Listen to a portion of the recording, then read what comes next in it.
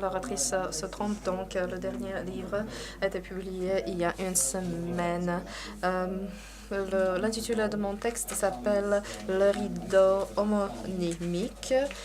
J'ai préparé ce texte il y a quelques mois et en préparant ce texte, j'ai pris le texte d'un chanteur tchèque, Jiří Suchý, dans les années 60. Peut-être vous l'avez vu en passant notre galerie à Bratislava.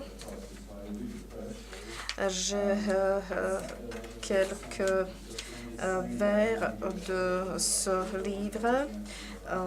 C'est Hanna Hegerova qui l'a chanté. C'était la chanson de ma vie. Si vous êtes les Slovaques ou les Tchèques, vous le connaissez sûrement. Là, on parle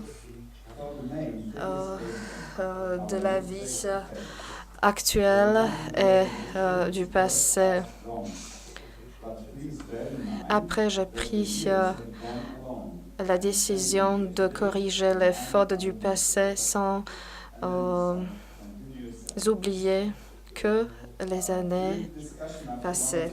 Donc, c'est juste une petite citation du texte de la chanson. Et quand, au cours du 45e congrès à Zurich, nous avons discuté de ce sujet, Henry Mus, par exemple, et les autres orateurs ont proposé le sujet de l'histoire d'art en Europe centrale, comment tout s'est interconnecté avec l'histoire d'art américaine qui sont codifiés comme en certains dossiers, en certains ensembles du point de vue occidental. Moi, j'essaie de réagir à ces propos critiques. Peut-être que j'aurais besoin d'une année complète pour pouvoir présenter toutes mes réactions. Mais prenons le sujet. L'histoire d'art, c'est comme une cube de Rubik. Ils sont interconnectés, mais ils ont ils sont de couleurs différentes et ces couleurs se changent d'après la partie dont on essaye de composer de ce cube de Rubik. Moi, je prends la même approche sur l'histoire d'art en Slovaquie si on prend en considération la création des différentes avant-gardes. Il y a des points forts et des points faibles. En Slovaquie, on a une certaine coutume de regarder la période après l'année 1989 comme une certaine rupture par rapport à l'histoire du passé. Et les années 60, on le prend comme un certain retour. Est-ce que c'est l'unique perception? Moi, je proposerais une approche alternative. L'idéologie après-guerre, après 1945, était presque unique, presque pareil en Europe, dans l'Europe entière. Donc, on pourrait parler du rideau homonymique. De deux côtés du rideau de fer, ces approches ont été adoptées, mais en même temps, on a créé de nouvelles formes. Moi, je voudrais présenter un dénominateur commun qui est le fait universel, la politique de la reconnaissance qui était la même, qui était commune pour tous les pays. Donc, j'ai préparé cet argument qui est divisé en 8 thèses. 8 thèses suivantes. La thèse numéro 1. Pendant la période après 1945, la grande partie de l'Europe de l'Ouest et de l'Est présente du point de vue humaniste un certain espace intellectuel où tout ce qui est commun est perçu par rapport à la guerre qui vient d'être terminée. comme en certains paradigmes communs, une période qui peut être perçue comme une partie du modernisme qui était le facteur décisif pour les 15 ou 20 années à venir. La reconstruction était un outil quand même, mais sans égard les approches politiques, il s'est agi d'un dénominateur de la période post-guerre, de l'humanisme post-guerre, qui a découlé de cette reconstruction, de cette renaissance, grâce à ce que certains intellectuels ont au début accepté cette doctrine socialiste naissante au sein de l'Union soviétique. M. Kreuz, par exemple, disait à l'époque, le réalisme socialiste est une suivi naturelle ou la suite naturelle de l'avant-garde russe ou un certain paroxysme ou un certain point culminant de l'avant-garde russe.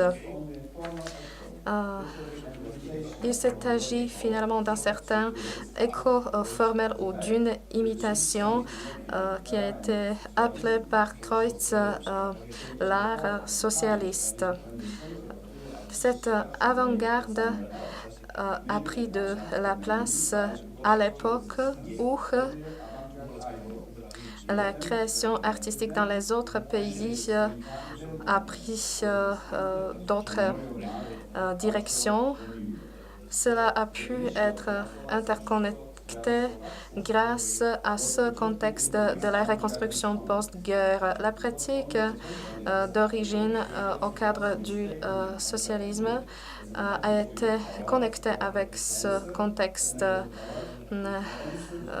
C'était perçu comme une certaine approche, comme une certaine réaction aux questions sur la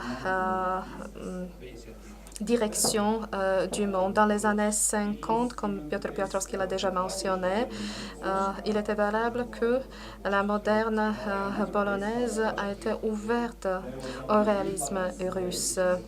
Dans notre cas, nous avons eu une courte période latente qui a précédé cette période forcée du réalisme, qui a influencé les artistes ou qui a persuadé les artistes. Si nous le regardons par les pensées de Kreuz, comme l'indoctrination peut être perçue aussi d'une autre façon, finalement, il y avait deux doctrines qui se sont opposées. Dans notre cas, ce n'était qu'une phase au sein d'un flux. En plus, le refus de la connexion avec l'avant-garde dans notre région a été renforcé par une certaine insureté concernant le développement venant du 19e siècle. Il s'agissait des facteurs de discontinuité. Le réalisme socialiste au sens pur n'existait pas. Il y avait une certaine phase de l'acceptation autour de l'année 1948, mais en réalité, on parle plutôt de l'exercice obligatoire du réalisme au sein du modernisme socialiste. Donc, il faut vraiment faire la différence entre ces deux flux. Et malgré la dominance du genre socialiste, la vraie création artistique qui présentait la vraie culture, le vrai art a été soutenu dans les autres genres. Thèse 2. L'espace où il y avait plusieurs approches sur le monde, plusieurs avis qui se sont opposés à l'époque, n'ont pas été opposés juste avec une baguette magique autour de l'année 1948. Non. En ce qui concerne la suivi de cet art moderne, ces flux se sont développés des deux côtés du rideau de fer. À l'Est, les 3 années post-guerre ont influencé l'assurance de la mémoire partagée de la période avant-guerre. La période 45-48 a présenté des sources, des idées du moment de référence, des sources de nouveaux styles modernes, par exemple par le biais de l'organisation des expositions avant la vraie fermeture des frontières. Piotrowski parle d'un rôle signifiant du cubisme, etc., qui ont eu une grande influence sur le développement des flux artistiques. Aussi, Chalupetsky parle de ces idées clés sur l'influence de ces flux. Cela n'a pas changé le caractère de la culture dans la région de l'Europe centrale. C'était presque pareil comme pendant la période 45-48. Thèse numéro 3.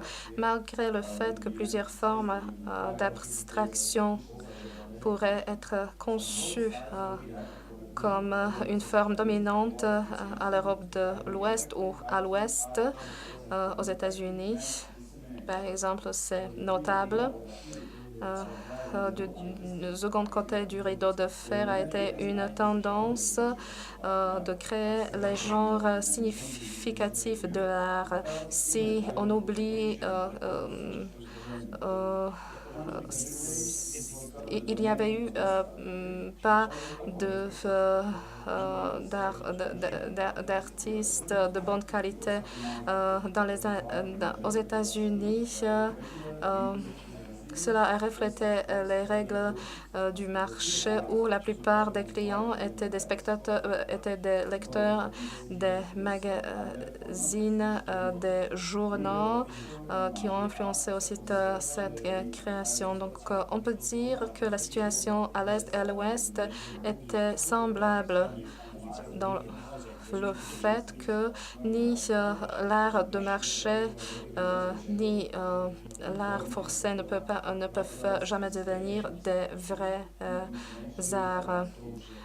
Tomáš Pospíšil a parlé de Rockwell, par exemple, qu'il n'aimait pas l'abstraction, mais qu'il préférait le kitsch. Mais malgré cela, il aimait le caricaturiste qui était soit optimiste ou pessimiste, qui était très renommé. Mais en ce qui concerne la peinture socialiste, celles-ci ont été perçues comme la production des régimes totalitaires. Et plus tard, le message change et on voit des conséquences différentes qui sont présentes aussi dans le genre socialiste parce qu'à l'époque, il y a eu des éléments qui n'étaient plus pareils de l'un de l'autre côté du rideau de fer. Ils ne font même pas oublier à la qualité de ces projets et à leur esprit idyllique qui n'était pas tout le temps réel, qui n'était pas tout le temps réalistique. Nous pouvons aussi analyser encore plus profondément la neutralité de ces œuvres. Dans les années 50,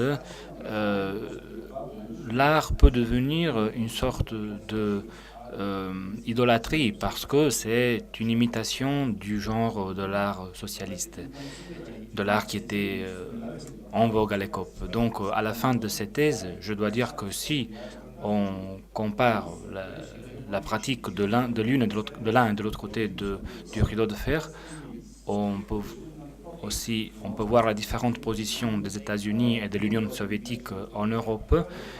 Il n'y a pas la volonté de copier des modèles qui étaient déjà présentés d'une façon assez homogène, mais le réalisme n'est pas vraiment relié avec le temps authentique, mais avec l'application dans le moment contemporain.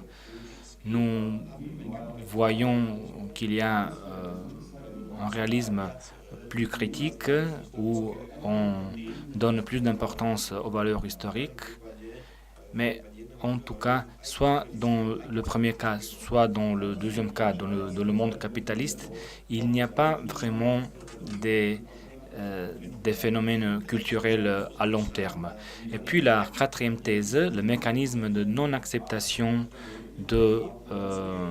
d'un art alternatif, d'une direction alternative artistique ou d'un programme alternatif artistique. Dans l'Est, il n'y avait pas vraiment de canon alternatif. Si on regarde tout ça plus profondément, on s'aperçoit que les principes fonctionnels dans l'Est et dans l'Ouest ont une corrélation. Le mythe de l'artiste de l'avant-garde, comme Maria Horishkova, comme l'héroïsme, la tragédie, l'utopie, ne sont pas vraiment différents par rapport à ce qu'on avait dans l'Ouest. L'une chose est une sortie du modernisme artistique, et puis il y a aussi une question, la question de la revitalisation de l'avant-garde de 1945 jusqu'à 1948. Puis une autre question est la perméabilité des informations. Souvent, c'est seulement des informations visuelles à travers les frontières des pays pendant la guerre froide et aussi les contacts entre les artistes.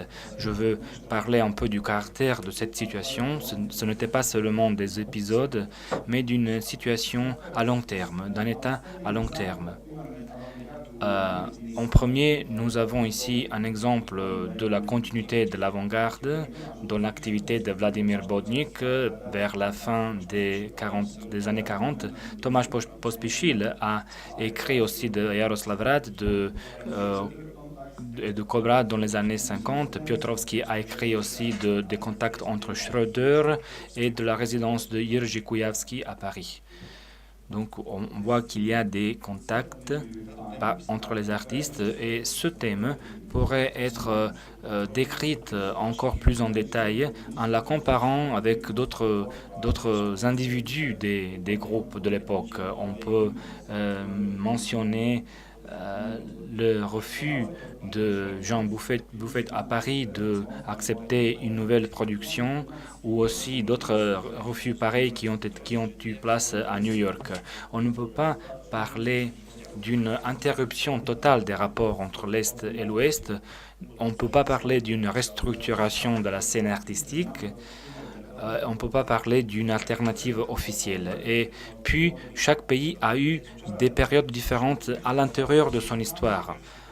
Comme un paradoxe de l'histoire, dans les pays du bloc socialiste, il y avait d'autres priorités. Il y avait une censure qui était orientée différemment par rapport à l'Ouest. Et après la mort de Staline, il y a eu une amélioration de la situation. Dans chaque pays, il y a eu une sorte d'apaisement. Et si on regarde le choix des publications, on peut arriver à différentes formes de filtration des informations. Même les périodiques, les magazines dans cette époque étaient limités, bien sûr, comme on a vu tout à l'heure, mais il n'était pas complètement impossible, il n'était pas complètement interdit. Par exemple, Beata Jablonska a trouvé à Bratislava, dans une librairie de l'Institut de l'Art, un livre de Bacon des années 60. Donc il y a quand même quelques contacts entre l'Est et l'Ouest. Ce n'était pas vraiment des contacts complètement interrompus, suspendus. je dois dire que la culture de ces années peut être aussi mise en doute en ce qui concerne l'existence d'un réalisme global dans l'Europe de l'Est. Et donc, ça c'était la première thèse. La deuxième thèse, l'impossibilité d'éliminer complètement les conditions préalables de la formation artistique. Et puis, il n'y a pas seulement le fond, la base idéologique, mais il y a aussi un art de masse d'un côté et de l'autre du rideau de fer. Et puis, il y a aussi d'autres alternatives artistiques qui font partie du monde de l'art en général. C'était la quatrième thèse. Et puis, la cinquième thèse, dans les années 50, après plusieurs décennies de changement, il y a eu des conditions différentes dans les pays divers d'Europe, aussi à l'intérieur du bloc socialiste. Et en ce qui concerne le rapport entre l'Est et l'Ouest, dans l'art, nous voyons des pas en avant. Nous voyons qu'il y avait eu des changements dans certaines régions, mais la direction était toujours de l'Ouest vers l'Est. Belkin a écrit que le rapport entre Est et Ouest, c'est surtout l'Est qui court après l'Occident, qui veut imiter et qui court après les éléments de l'Occident. Donc, il faut regarder la situation sous cet aspect et avec un grand changement après 1948. Les inspirations qui se sont originées au dehors de leur milieu originaire, après arrivent à acquérir d'autres significations. Par exemple, quand on pense à des œuvres, il faut aussi considérer aux aspects terminologiques. Il y a un deuxième cercle où la terminologie peut être souvent pas bien comprise, et même soit dans le sens direct, soit dans le sens indirect. Ça, ce n'est pas le seul exemple. Il y a plusieurs autres exemples à donner. Par exemple, un niveau informel dans une certaine abstraction du genre figuratif dans les pays socialistes. Comme Piotrowski a dit, il y avait des œuvres en France et qui étaient imitées aux États-Unis. Mais quand on pense aux années 50, là, il faut dire que dans les pays de l'Europe de l'Ouest, il y avait des hérésies, alors que dans l'Europe de l'Est, il n'y avait même pas ça. Il n'y avait pas ce type d'imitation. La première rencontre après la guerre froide a mis en évidence ça. Il y avait eu un grand prix dans le pavillon de tchécoslovaque où les artistes ont montré vraiment l'industrie et le secteur de l'art dans leur pays.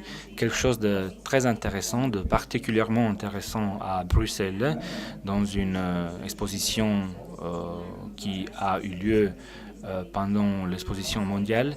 Et les petits expos étaient très significatifs, même s'ils étaient simples. Il y avait des différentes catégories. Et sur ces bases, les artistes ont montré la chronologie du développement de l'art dans l'Europe de l'Est et en partant de modalités de mesure internationales, en commençant par le 19e siècle.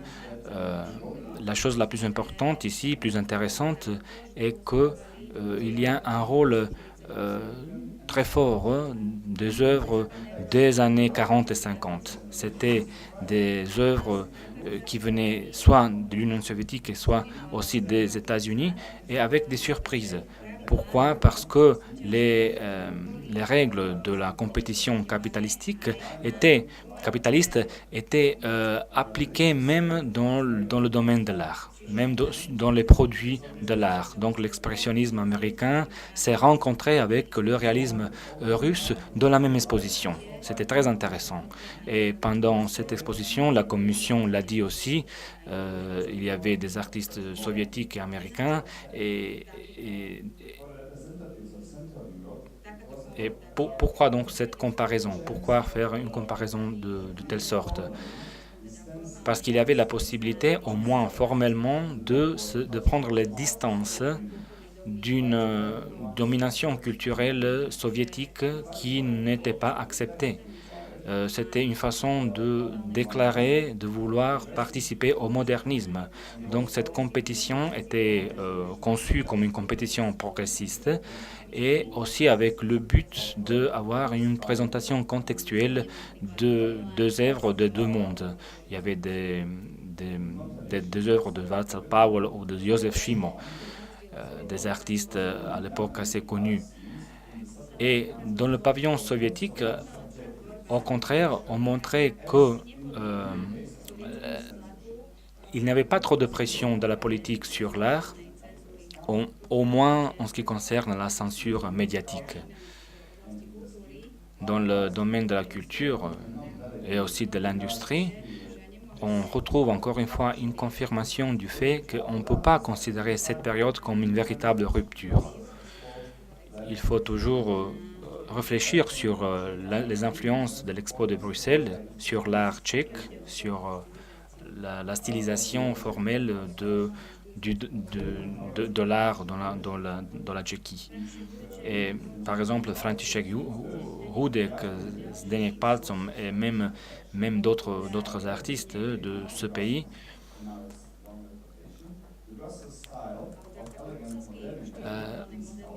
se sont basés sur les conclusions de cette exposition et il y a eu aussi une nouvelle forme, là, un modernisme plutôt géométrique et on le voit surtout dans les nouveaux ouvrages de la statue, des statues, de la sculpture contemporaine. Et ça, c'était déjà avant l'exposition de Bruxelles. En ce qui concerne les essais, je peux dire qu'il y avait un message du passé, un message qu'on a quelque chose de commun qui remonte au passé, qui date du passé. Il y avait des idéaux, des pensées assez semblables, avec une nouvelle structure qui était en train de se créer dans les années 50 et qui permettait de comparer le développement dynamique, la critique aussi qui devenait toujours plus importante, y compris le discours moderniste dans l'Ouest et y compris la centralisation, la comparaison avec la centralisation de la gestion économique des pays de l'Europe de l'Est. Ça ne suffit pas pour justifier la naissance d'un rideau homonymique, mais plutôt il faut dire qu'il n'y avait pas de cadre significatif dans le bloc socialiste, dans le bloc de l'Est, ni du côté idéologique, ni sous autres aspects. Il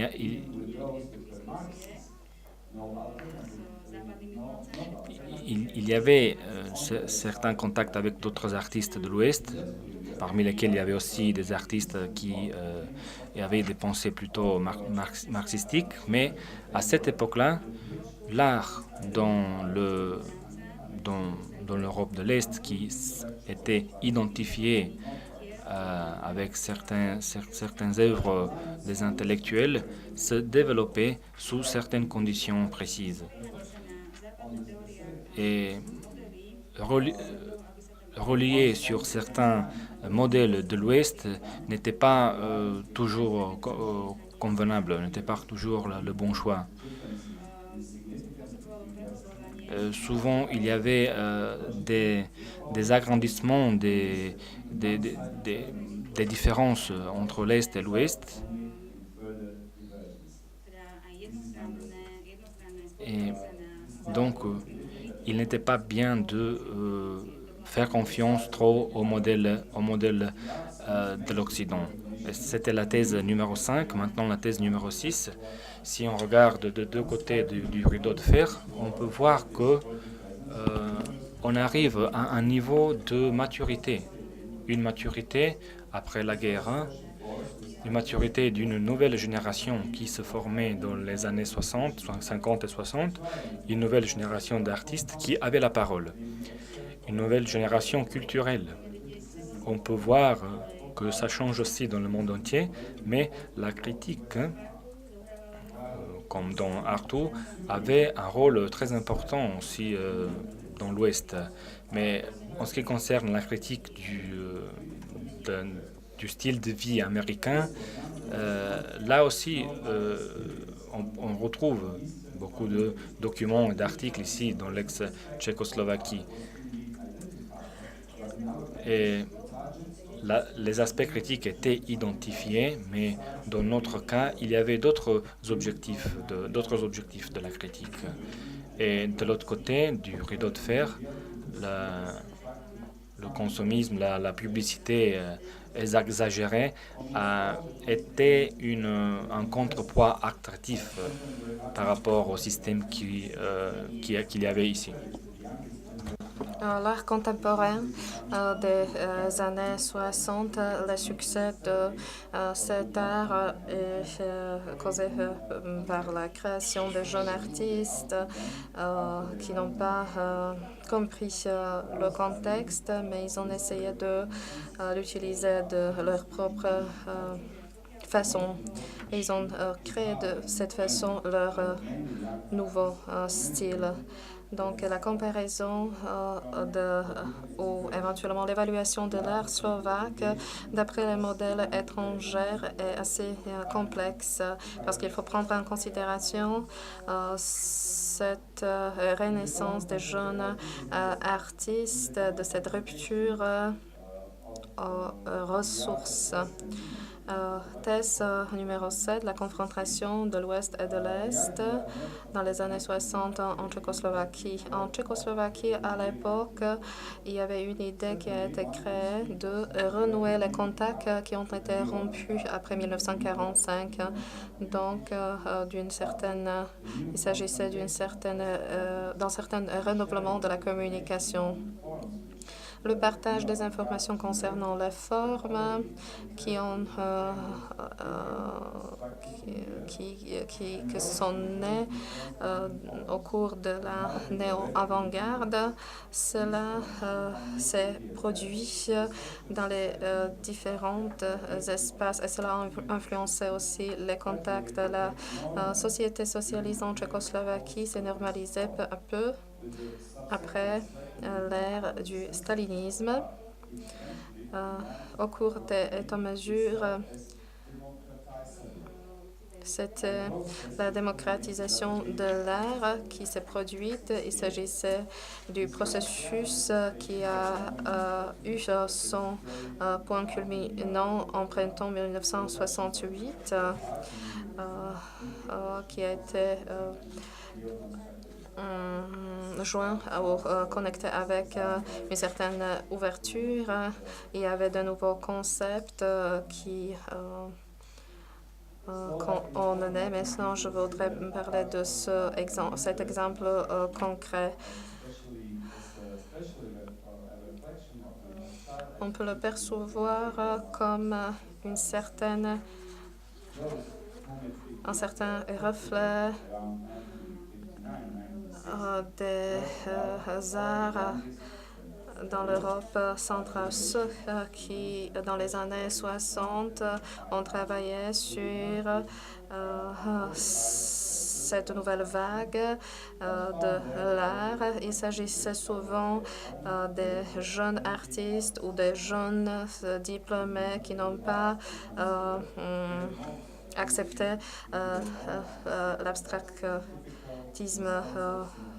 sans propos, mais ils ont essayé de le créer de leur propre façon. Nous le voyons en rapport avec le pop art ou en rapport avec ce mouvement informel.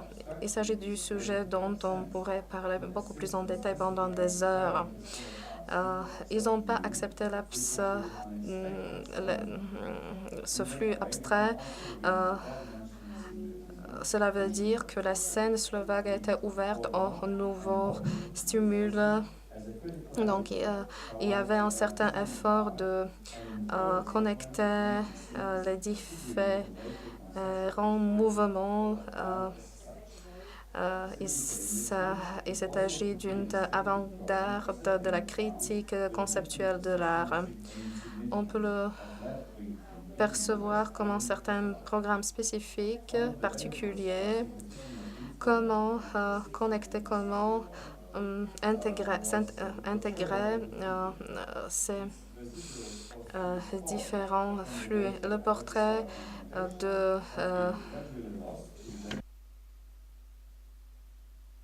du personnage, c'est une forme typique de cubisme de l'exposition à Bratislava qui a été remplacée par la graphique structurelle qui a été typique par des nouvelles techniques utilisées à l'époque. Donc, le conceptualisme slovaque en 1964 est sorti du pop art et il a été en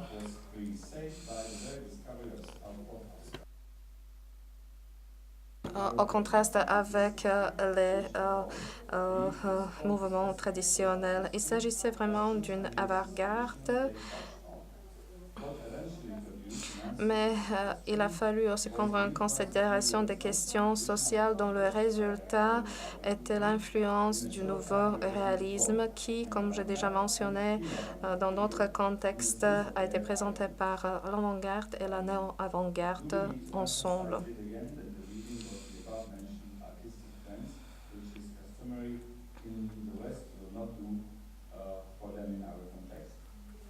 Donc, la perception de ces tendances artistiques pourrait être complètement différente à l'ouest que dans notre région. Le rideau homonymique, son existence, ses réactions au contexte occidentaux, leur perception, leur acceptation ou leur refus. Pour tout cela, il faut activer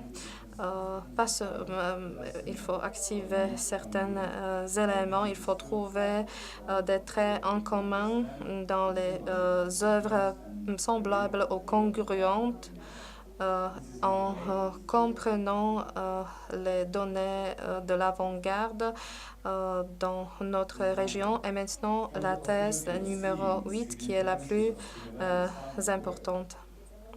Si on regarde les œuvres qui sont à première vue semblables, je vois un certain paradoxe qu'un vrai divorce du modernisme de l'Est et de l'Ouest n'a pas survenu en 1948, mais beaucoup plus tard, à l'époque où on a déjà commencé à réfléchir sur la nouvelle connexion de ces deux régions. Donc, les œuvres semblables avaient les différentes formes.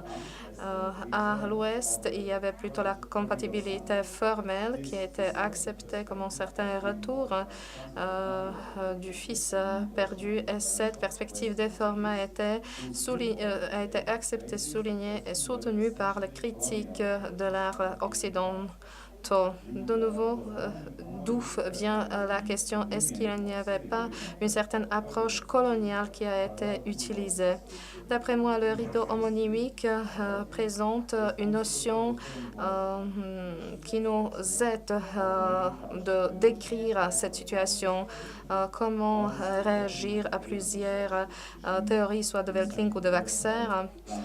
De cette façon, nous pouvons décrire l'art l'histoire au cours de toutes ces années du régime communiste dans tous les pays de l'Europe centrale et orientale.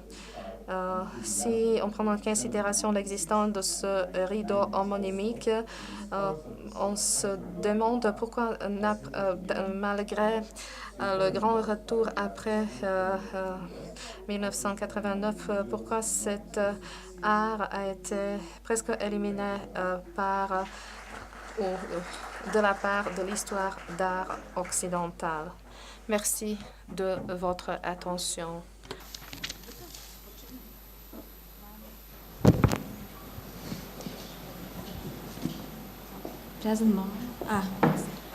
Thank you, Richard, for your deconstruction and reconstruction art history in 8 steps. Je voudrais maintenant remercier de votre reconstruction de l'histoire d'art. Maintenant, nous avons... donc, vous pouvez poser quelques questions parce que nous avons pris un grand décalage de temps. Merci. C'était un argument très intéressant. Juste en bref, je voudrais ajouter quelque chose. Il est peut-être trop tard pour nous, les Européennes. Regardez les scènes que vous venez de décrire parce que nous sommes été dépassés déjà par les nouvelles formes de mondialisation. Mais peut-être qu'il ne faut pas perdre de vue que dans toute l'Europe, nous avons le patrimoine commun de l'illustration et aussi des idéologies capitalistes et communistes. Et aussi, entre ces deux contrastes, nous avons la troisième voie qui a été présentée soit par Yougoslavie, soit par la Scandinavie ou par des autres régions de l'Europe. Donc, je soutiens votre argument. Et en plus, on voit derrière une certaine unité intellectuelle et l'histoire qui nous est commune et qui a été interprétée plus tard dans les formes différentes. Bien sûr que l'Europe représente le miroir cassé de tous ces contextes. Oui, c'était juste